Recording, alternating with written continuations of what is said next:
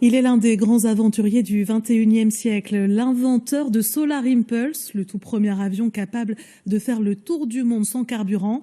L'explorateur Bertrand Piccard était hier à Saint-Omer pour une journée de sensibilisation à l'importance de la protection de l'environnement. Guillaume Lavial, Frédéric Gilté.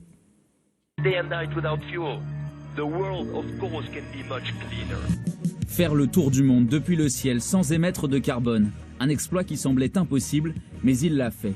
C'est ce message de persévérance face au réchauffement climatique que Bertrand Piccard voulait transmettre aux jeunes du pays de Saint-Omer. Des élèves plein d'interrogations pour le futur. Oui, c'est ça, est-ce que ce qu'on fait, c'est jamais assez, mais est-ce qu'on se mobilise assez? Des élèves convaincus par les arguments de l'environnementaliste suisse.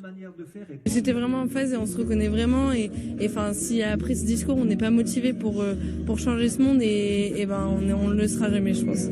La venue du scientifique n'est pas qu'éducative, elle est surtout politique. Dans le pays de Saint-Omer, un salarié du privé sur 3 travaille dans l'industrie, un secteur souvent polluant.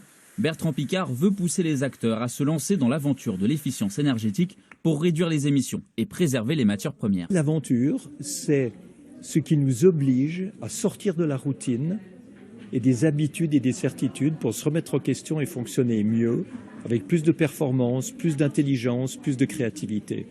Et aujourd'hui, on est dans une aventure de la transition écologique. Ça part essentiellement des hommes et des femmes qui ont un esprit de pionnier, qui ont envie de remettre en question les certitudes et de faire autrement et de faire mieux.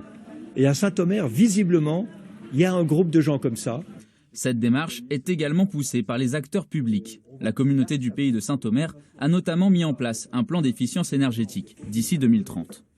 Cette feuille de route, c'est ça, c'est comment on peut être pionnier demain. Alors, je dis toujours, les entreprises, en fait, le souci, c'est que demain, si elles veulent avoir des clients, il faut qu'elles soient vertueuses. Si elles veulent avoir des salariés, il faut qu'elles soient vertueuses. Donc il faut qu'on arrive à tous ensemble se lancer dans cette voie.